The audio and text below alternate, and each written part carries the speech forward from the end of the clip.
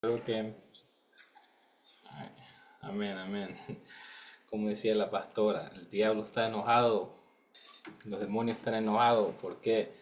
Porque saben que nosotros tenemos las llaves, amados, las llaves que Jesús nos ha dejado. Y no son cualquier llaves, amados.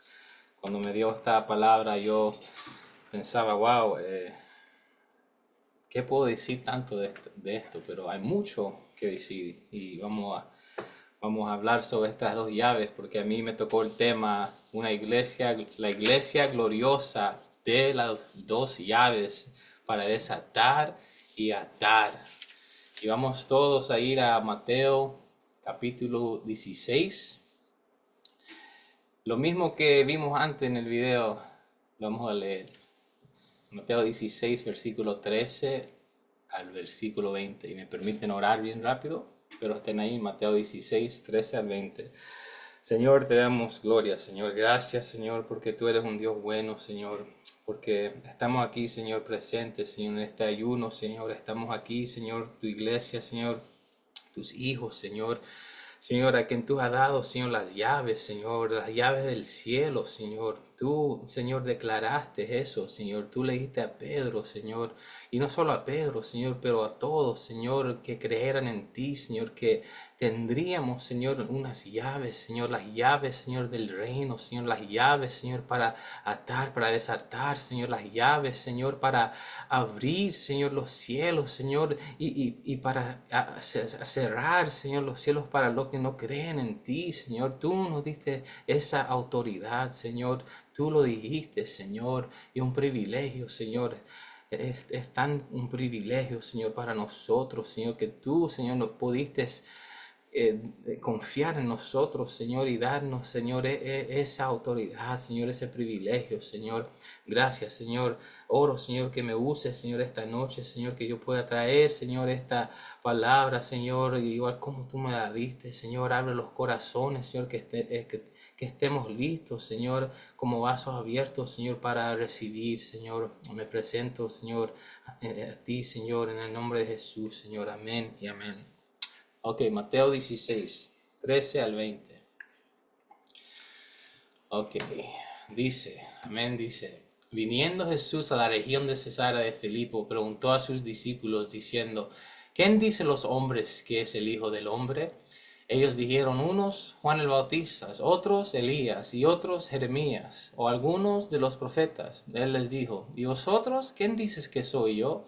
Respondió Simón Pedro, dijo, tú eres el Cristo, el Hijo del Dios viviente. Entonces le respondió Jesús, bienaventurado eres Simón, hijo de Jonás, porque no te reveló carne ni sangre, sino mi Padre que está en los cielos. Y yo también digo que tú eres Pedro, y sobre esta roca edificaré mi iglesia, y las puertas del Hades no prevalecerán contra ella. Y a ti te daré las llaves del reino de los cielos, y todo lo que atares en la tierra será atado en los cielos, y todo lo que atares en la tierra será desatado en los cielos. Entonces mandó a sus discípulos que nadie dijesen que él era Jesús el Cristo. Amén, amados. Todos hemos leído este pasaje, ¿cierto? Muchas veces, como yo decía antes, y quizás no le damos importancia o que no sea significativo, pero estudiando esto, yo me di cuenta que esto era una parte muy importante de la vida de los discípulos, amados. Era un momento hermoso, divino, donde Jesús estaba exaltando a sus discípulos, especialmente a Pedro. Jesús les dijo algo muy importante que ellos aún no entendían en ese momento. Y hasta Pedro, él no pudo comprender completamente lo que Jesús le acaba de decir. Era algo muy especial lo que Jesús acaba de proclamar sobre sus vidas. Era una revelación. Y Jesús le estaba dando las llaves, y no solo cualquier llaves, le estaba dando, amados, autoridad. Le estaba diciendo a los discípulos que tendrían autoridad. ¿Y qué tipo de autoridad tendrían? Quizás pensaron que era una figura retórica, pero más tarde ellos entenderían completamente lo que Jesús proclamó sobre sus vidas cuando Jesús ya no estuviera con ellos. Entenderían completamente esta palabra cuando el Consolador, el Espíritu Santo, viniera y descansara sobre ellos y pudieran orar y echar fuera demonios y usar la autoridad total que Cristo les dio y proclamó. Y lo que es aún más glorioso acerca de lo que Jesús les dijo es que no solo estaba destinado a sus discípulos en ese tiempo, sino que esta palabra que Él les dijo, esa promesa, aplicaría a toda su iglesia entera, a nosotros 2000 años después y a cualquiera que creara en su nombre. Él da autoridad a todos sus hijos y hijas. Esa es la belleza de Cristo. Él no solo te llama a trabajar para Él, sino que Él empodera a quien emplea. Y hablemos de las llaves, amados. ¿Qué son las llaves? ¿Cierto? ¿Qué significa? ¿Qué simbolizan en la cultura judía? Piensen ahora en el propósito de las llaves. Abren cosas que están cerradas. Eso es el propósito de una llave, para abrir. Le dan acceso a algo a lo que no puede acceder sin la llave. Desbloquean. La definición de una llave es un medio para obtener o impedir la entrada, posesión o control. En hebreo, llave significa literalmente un abridor, o sea, algo que abre. Entonces, ¿qué simboliza también una llave? Si lo piensas, significa posesión, significa que tienes autoridad sobre lo que la llave abre, ¿cierto? Significa que tiene control, tienes control de lo que abre. Piénsalo, si alguna vez tú has trabajado en algún lugar con turnos de apertura y cierre, y donde se abre y cierra, ¿cierto? Un negocio o algo así, alguien con autoridad y de alto rango tiene que tener una llave del establecimiento para abrir y cerrar el negocio, ¿cierto? Por lo general es el dueño o es alguien que está a cargo. Significa que tienen autoridad, significa que ellos tienen el control. Y yo voy a usarme a mí mismo como un ejemplo. Cuando yo trabajaba en un restaurante anterior que servían solamente desayuno y lunch, yo era el chef principal ahí. La dueña un día ya no quería venir más temprano porque ella se levantaba temprano como a las 6 y ya no quería venir más a esa hora. Así que, adivina qué hizo. Sacó una copia de las llaves y me dio a mí las llaves del restaurante para abrir y cerrar el restaurante. Ahora bien, ¿por qué me dio a mí las llaves y no al cocinero que también abría o a la mesera que también llega al mismo tiempo?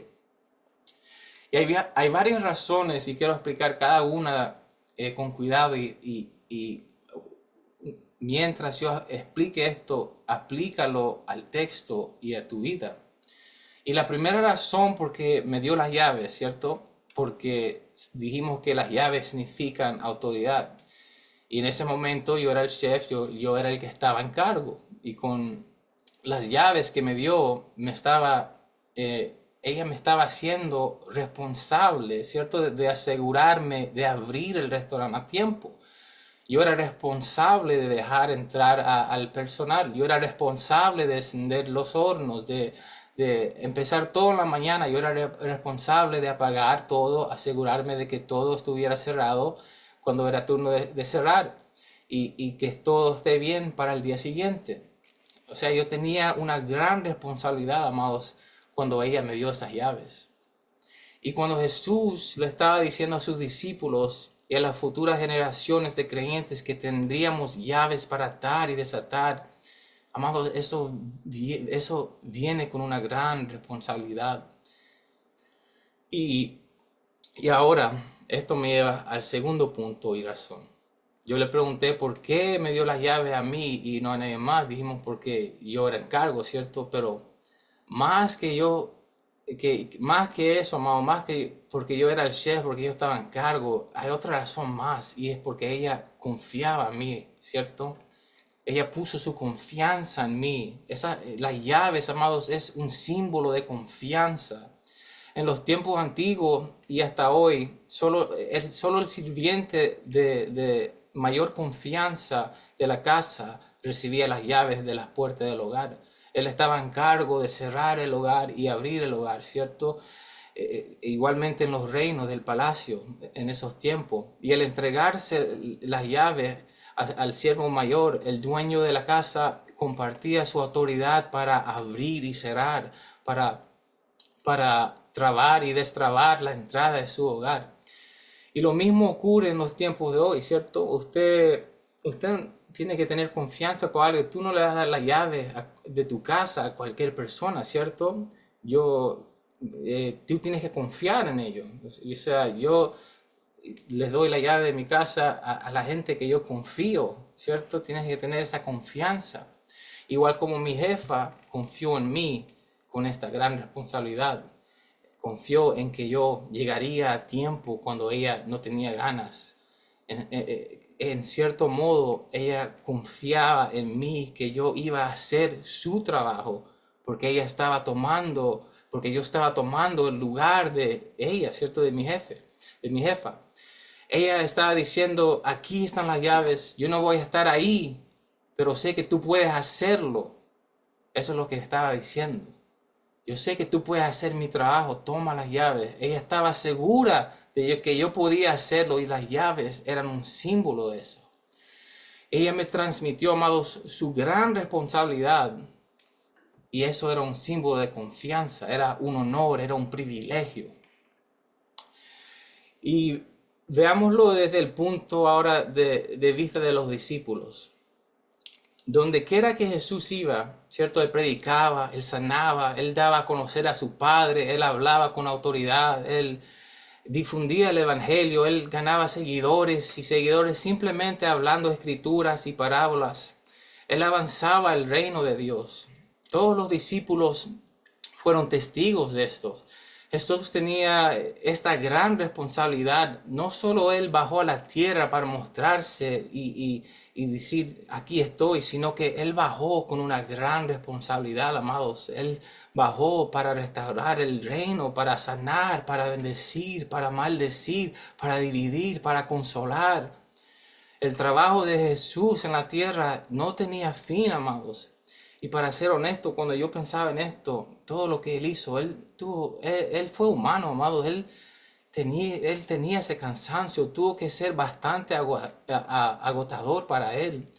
Porque ponte a pensar, amados, tú puedes imaginarte todas las personas que escuchaban de él, los milagros que él sanaba, todas las personas que venían buscándolo en busca de sanidad, de milagros, de liberación. La Biblia dice en Juan 21 que él hizo tantos milagros que no todos podrían ser registrados porque necesitarían todos los libros en todo el mundo entero para escribirlo, amados. Así que imagina todo el trabajo que él hizo. No paraba.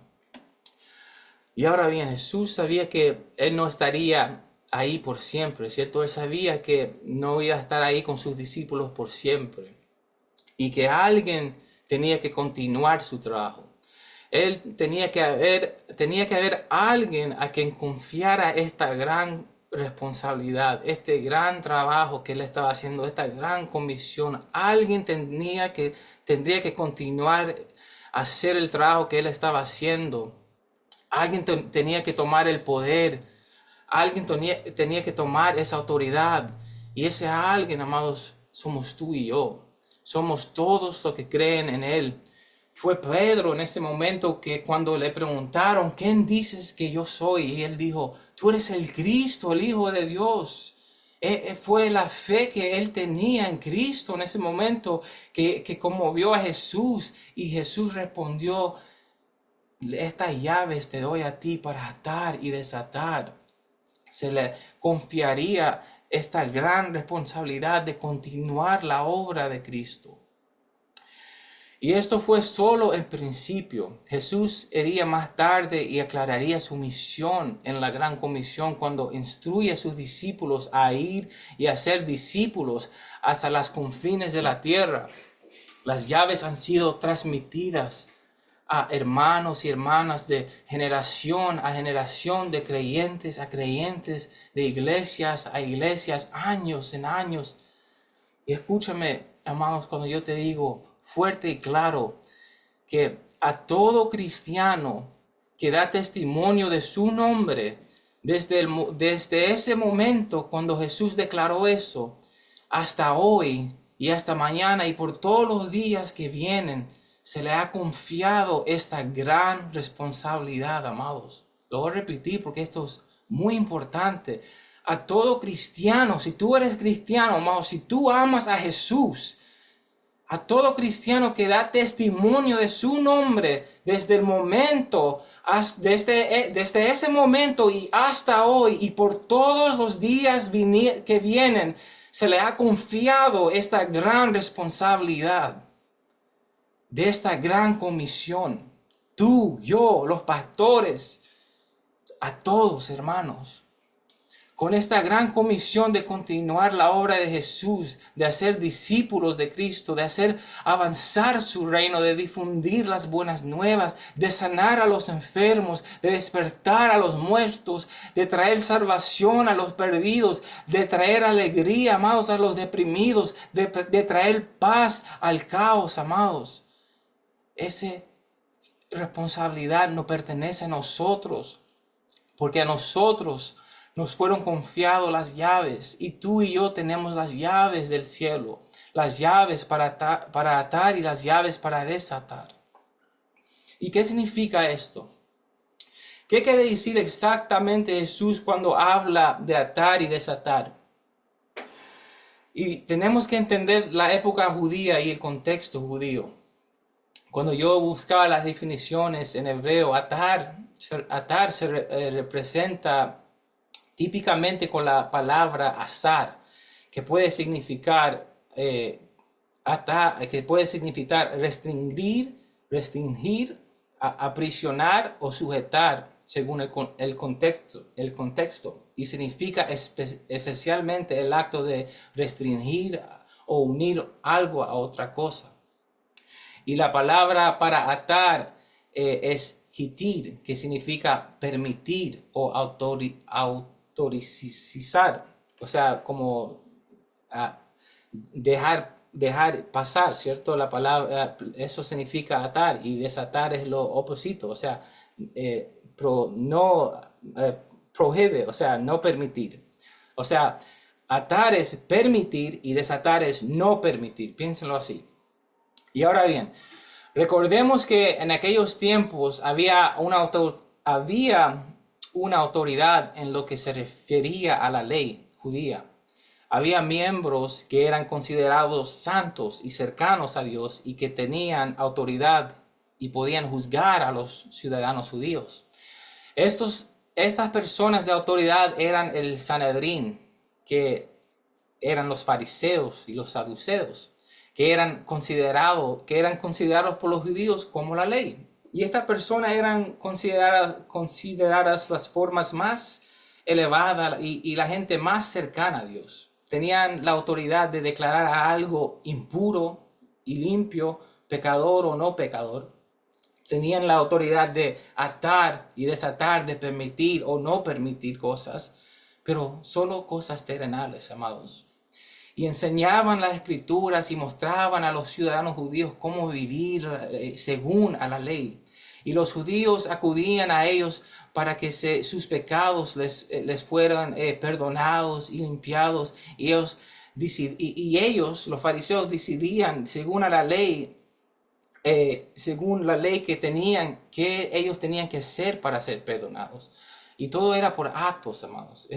Es como los católicos de hoy en día cuando van y confiesan su pecado al cura, ¿cierto? No sé si han visto, se sientan ahí como en un cuarto y a través de una ventana ahí está el cura y ahí van y confiesan sus pecados, ¿cierto? ¿Y qué pueden hacer por ti realmente el hombre, cierto? Y hasta ahora, este grupo era visto como la figura de autoridad máxima de Dios, ¿cierto? Conocían el Torá, palabra por palabra. Un fariseo conocía toda la escritura, palabra por palabra, la tenían memorizada, amados. Ellos tenían que memorizar todo eso para llegar a donde estaban ellos, a sus puestos. Ellos estudiaban la ley y se la sabían de memoria. Podían condenar y bendecir según su conocimiento a la ley. Ellos tenían tanto conocimiento escritural. Por eso ellos se creían mejores, porque sabían más, porque tenían más conocimiento. Ellos pensaban que eran mejor, más alto. Y estaban llenos de sí mismos, amados. Pensaban que eran los únicos que podían realmente agradar a Dios. Pero todo eso era terrenal, amados, carnal. Y ahora entra Jesús en la historia, ¿cierto? El verdadero sacerdocio ante Dios. El único que podía agradar al Padre. El único que sabía todo. El único que estaba cerca del Padre. El único que podía condenar y bendecir. Él era el único que podía perdonar y salvar. Jesús, amados, Él no predicó ni enseñó la ley como estaban enseñando los fariseos, sino que Él habló con parábolas, amados. Él habló con el Espíritu, amados. Jesús no reprendió a los pecadores como lo hacían los fariseos, pero Él los recibía, amados. Jesús Él no se hizo mayor que nadie como los fariseos, sino que Él se humilló y vino a servir. Jesús nunca se declaró conocido como la autoridad ante los judíos, pero aún la gente lo seguía a Él como la autoridad, amados. Esto se convirtió en un problema muy grave para los fariseos. ¿Quién era este hombre que pensaba que era mayor que ellos? ¿Quién pensaba que sabía más que ellos? Ya sabes, como fariseo, amados, tú eres criado y entrenado toda tu vida, amados, desde el nacimiento. Tú fuiste creado en la ley.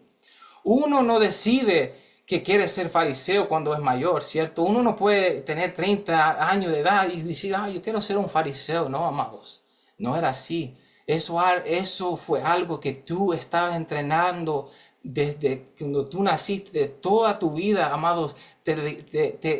Tus padres te enseñaban la ley, la escritura, tú tenías que memorizártela hasta más, amados. Más que eso, tú tenías que provenir de una familia conocida, una familia, no podías ser pobre. Tú tenías que venir de una familia bien conocida, tenías que tener rango. No se trataba de ninguna posición, amados, tú tenías que tener rango. Por eso se creían tan alto, amados. Y por eso Jesús era una amenaza, amados, porque Él era todo lo opuesto, amados. Él no venía de ninguna familia conocida, amados. Él era pobre. Él no creció como estos fariseos, entrenándose toda su vida en el Sanedrín, para memorizándose la escritura, porque Él ya lo tenía en su mente, amados. Él hablaba con inteligencia, amados. Él enseñaba con amor, amados. Él hablaba con sabiduría, amados. Sus palabras, amados, conmovían a las multitudes. Y Él hablaba, amados, con tal autoridad que esa autoridad, amados, cuando Él hablaba, era una amenaza no sé cómo decir la palabra, al Sanedrín. Era una amenaza, amados, a los fariseos, a los saduceos. Y ese era un gran problema, amados. La autoridad.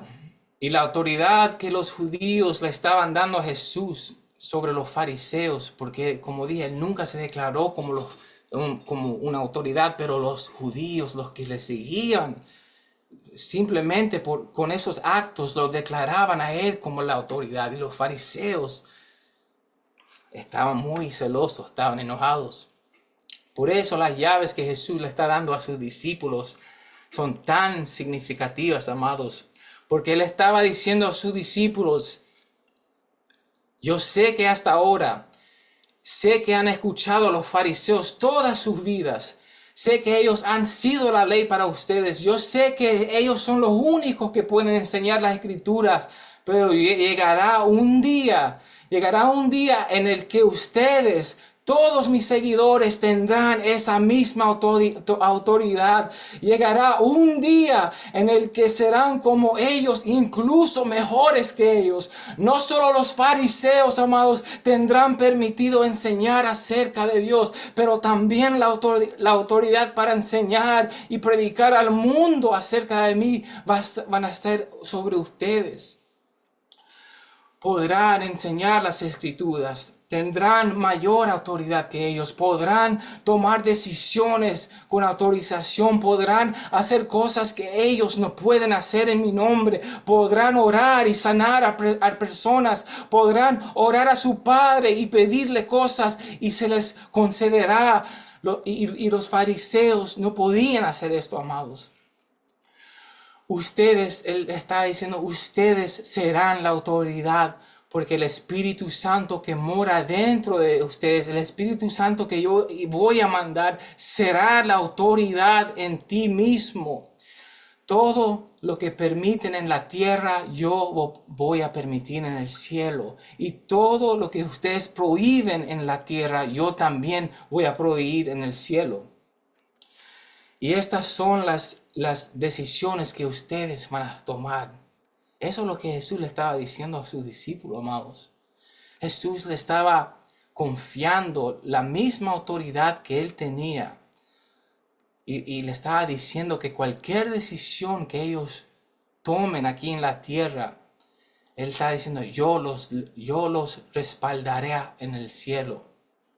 Ellos tenían el respaldo del Padre, el respaldo de Jesús en el cielo.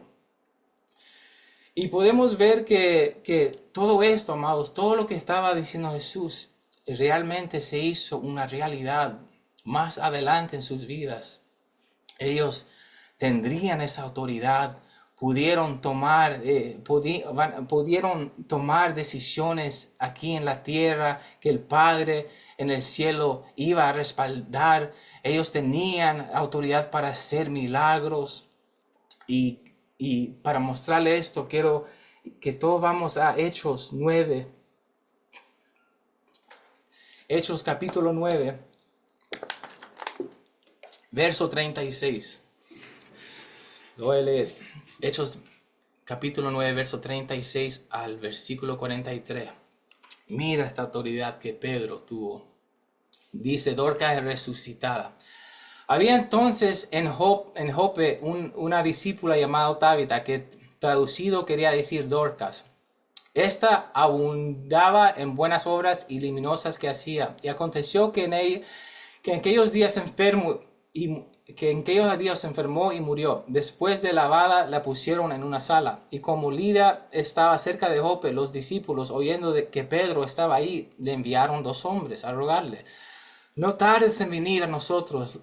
Levantándose entonces Pedro fue con ellos, y cuando llegó le llevaron a la sala donde lo rodearon todas las viudas, llorando y mostrando las túnicas y los vestidos que Dorcas hacía cuando estaba con ellos. Entonces, sacando a todos, Pedro se puso de rodilla y ¿qué hizo, amados? Oró y volviéndose al cuerpo dijo, Tabita, levántate.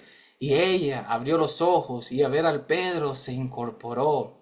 Y él, dándole la mano, la levantó. Entonces, llamando a los santos y las viudas, le presentó viva. Esto fue notorio en todo Jopa, y muchos creyeron en el Señor. Y aconteció que se quedó muchos días en Jope, en casa de un cierto Simón curtidor. Amados, ¿vio lo que hizo Pedro?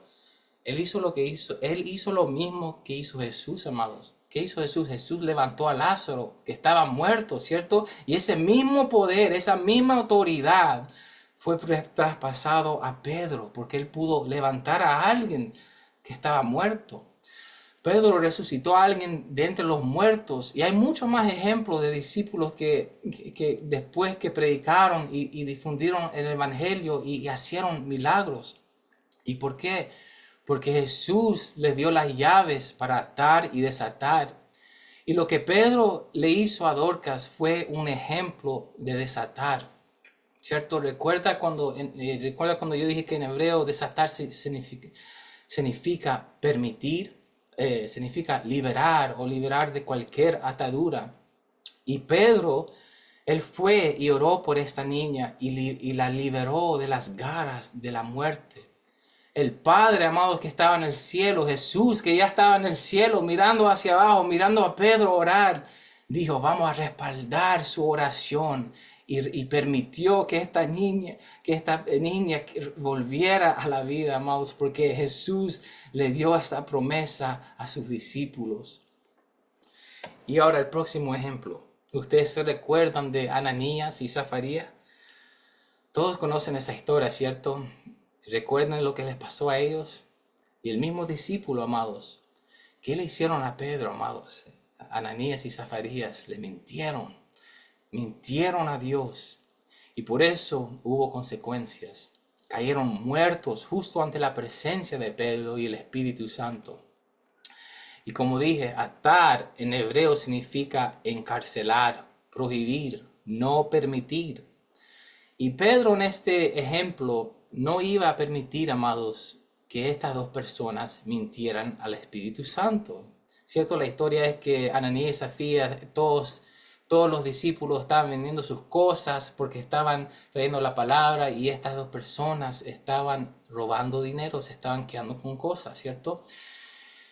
Y cuando yo leí este pasaje, la Biblia no dice exactamente cómo se sentía Pedro, pero si usted se pone a leer, amados, por su tono, por lo que responde Pedro a ellos, si lee la escritura, para mí, parece que él estaba enojado.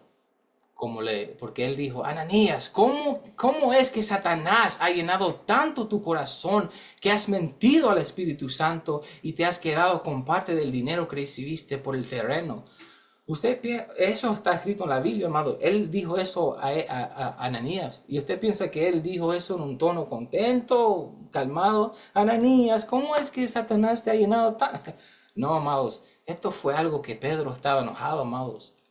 ¿Cómo se te ocurre, Ananías, que Satanás ha llenado tanto tu corazón que has mentido al Espíritu Santo y te has quedado con parte del dinero que recibiste por el terreno?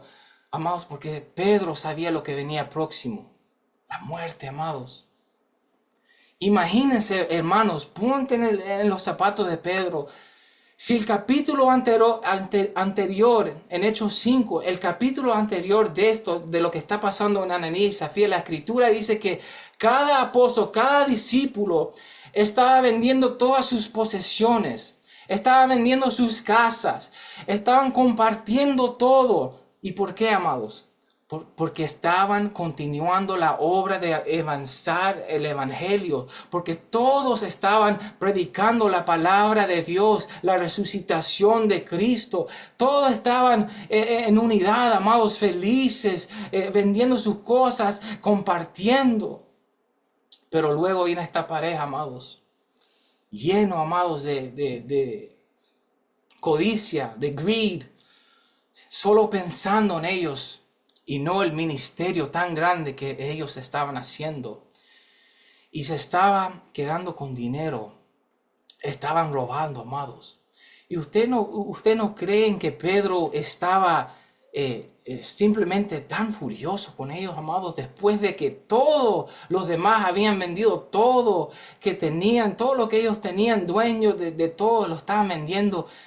Y Pedro, amados, ya conocía muy bien esta historia. No era la primera vez que había un seguidor de Jesús siendo codicioso y convirtiéndose en un traidor por la culpa de dinero, amados. No era la primera vez que presenciaba a alguien traicionar a Jesús por dinero. Y esta vez no solo estaban traicionando a Jesús, amados, sino que también estaban traicionando al Espíritu Santo, amados. El regalo que Jesús les dejó a ellos, amados. Y lo estaban traicionando.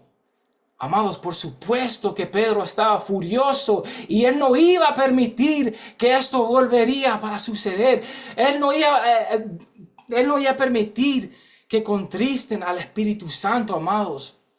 No después de él haber visto en la forma que su Salvador, su amado, en la forma que Él sufrió ahí en la cruz y murió, amados, debido a la traición de uno por monedas, amados.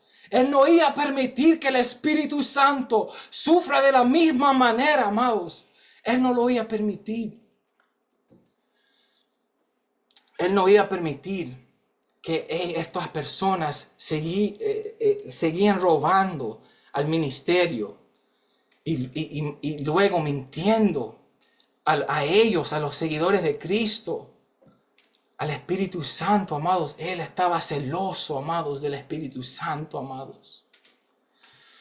Y adivina qué, amados, tal como Jesús le había dicho antes, todo lo que ustedes no permitan, todo lo que tú ataes, todo lo que tú no permitas va a ser prohibido. Todo lo que no está prohibido aquí en la tierra, Pedro, mis discípulos, yo y mi Padre ataremos en el cielo.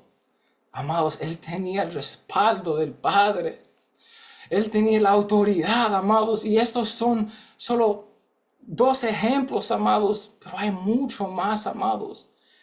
Y por causa de esa mentira, amados, por causa de lo que Pedro sentía, amados, ellos cayeron muertos, amados.